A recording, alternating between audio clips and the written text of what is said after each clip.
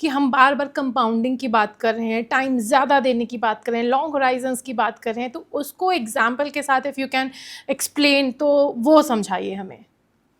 जरूर। इनफैक्ट मैं सिर्फ कंपाउंडिंग नहीं, ये चार्ट जो आप दिखा रहे हो प्रगति जी, वो इतना बढ़िया चार्ट है और इसमें मैंने टॉपअप भी डाला हुआ है।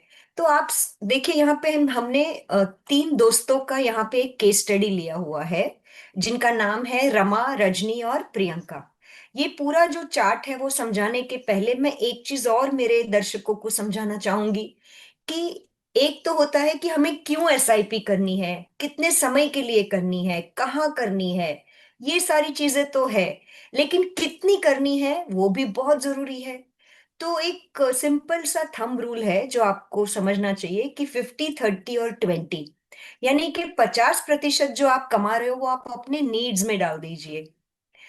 30% जो आप कमा रहे हो आपके वांट्स में, आपको लाइफ में मजे भी करने चाहिए, एंजॉय भी करना चाहिए। और जो 20% बचता है वो आपको इन्वेस्टमेंट करना चाहिए, mainly in mutual funds through SIP, ताकि आप अपने शॉर्ट, मीडियम और लॉन्ग टर्म गोल को अचीव करें। एक और चीज यहाँ पे मैं बताना चाहूंगी कि हम सब 30-30 का एक चैलेंज होता है जो सफर करेंगे ही करेंगे। यानी कि 30 साल तक हम काम करते हैं, 25 से 55, और 30 साल हम जिंदा रहेंगे हमारे रिटायरमेंट स्टेज में, 55 से 85। आप सोचो, इन्फ्लेशन, स्टैंडर्ड ऑफ लिविंग, इतने सारे खर्चे, हमें बहुत सारा पैसा लगेगा कि जो हम 25-30 साल रिटायरमेंट के बाद जीना चाहेंगे, उसके लिए ये एसआईपी ही है जो हमें बहुत मदद करने वाली है। और जब हम कमा रहे हैं, जब हम प्रोडक्टिव है, जब हम यंग है, अगर हम हर महीने थोड़ा थोड़ा पैसा हमारे वो स्टेज के लिए डालें जब हमें शायद सैलरी वगैरह ना मिले, हमें हमारा जो रिटायरमेंट प्लानिंग है वो हमें ये सारे निवेश की मदद से ही आगे हमें बढ़ना पड़ेगा। तो इसमें मैंने दो चीज यहाँ पे सिखाना चाहिए है। एक तो लॉन्ग टर्म कंपाउंडिंग और एसआईपी के माध्यम से आप कितने पैसे बना सकते हो, सिस्टमैटिक अप्रोच और डिसिप्लिन से भी बहुत फायदा होता है। और दूसरा, टॉपअप से आपको क्या इसमें एक बहुत बड़ा जो यहाँ पे आज आप सीखने वाले हो वो है, टॉपअप भी करना उतना ही जरूरी है एसआईपी का। तो चलो चलते हैं, ये जो केस स्टडी हमने यहाँ पे दिखाई है, रमा, रजनी और प्रियंका, ये तीनों फ्रेंड्स जो है वो, उनकी तीनों की उम्र एक ही है। तीनों ने एक ही दिन नौकरी शुरू करी है और तीनों ने म्यूचुअल फंड में एसआईपी का जो निवेश है, बस वो टाइम थोड़ा अलग चुना है। रमा जो है वो समझदार थी, उसने अपने फर्स्ट सैलरी चेक से ही एसआईपी शुरू कर दी। यानी कि उसने 30 साल तक एसआईपी में निवेश किया, 500 रुपया हर महीने। सिर्फ 500 रुपया मैं यहाँ पे डाल रही हूँ, ज्यादा भी नहीं डाल रही हूँ। और उनको 12% सीएजीआर रिटर्न मिला, कंपाउंडिंग एनुअलाइज्ड ग्रॉस रिटर्न, यानी कि ब्याज के ऊपर ब्याज, चक्रवृद्धि ब्याज। अब 12%, देखिए mutual funds are subject to market risk, और आपको जो डॉक्यूमेंट्स है वो पढ़ने पड़ेंगे, और कभी भी पास्ट परफॉर्मेंस जो है वो फ्यूचर परफॉर्मेंस की गारंटी नहीं देता है। लेकिन अगर हम 12% भी पकड़े, तो ये 12% के हिसाब से जो मैंने ये चार्ट बनाया है, वो सिर्फ मैंने 12% इसके लिए डाला है कि आपको नंबर और अमाउंट जो है वो समझ में आए। तो हम ये केस स्टडी में तीनों को एक ही 12% ही मिला है, वो भी हमने एक एजम्पशन लिया हुआ है।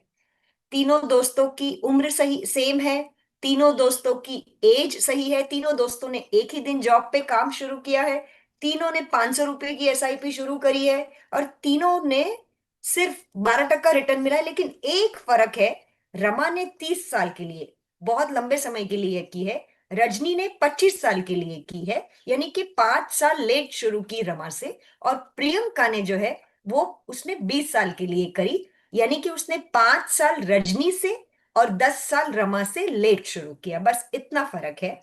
अब आप आगे देखेंगे तो रमा ने 1.8 लाख प्रिंसिपल अमाउंट निवेश किया, रजनी ने 1.5 लाख और प्रियंका ने 1.2 लाख, यानी कि सिर्फ 30,000 रुपए का फर्क है तीनों के प्रिंसिपल अमाउंट में।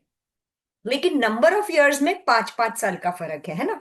अब आप देखिए, रमा ने जब वो रिटायर हो गई 30 साल के बाद, तो 16 लाख रुपया मिला उसको। रजनी ने अपना आधा पैसा गवा दिया, वो सिर्फ 8 लाख पे पहुंची क्योंकि उन्होंने 5 साल लेट शुरू किया रमा से।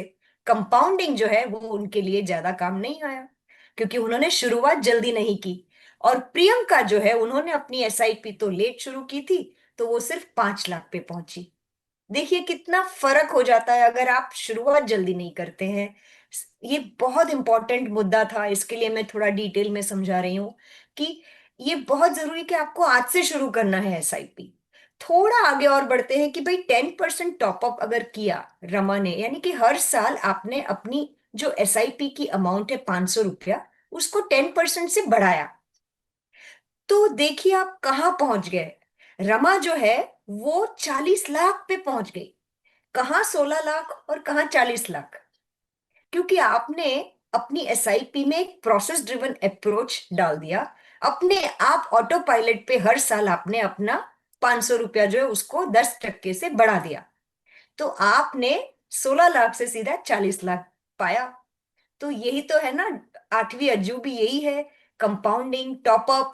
रजनी जो है वो 20 लाख पे पहुंची और प्रियंका जो है वो 9.5 लाख पे पहुंची। तो मेरे हिसाब से एसआईपी, सिस्टमैटिक इन्वेस्टमेंट प्लान और टॉपअप ये बहुत जरूरी है।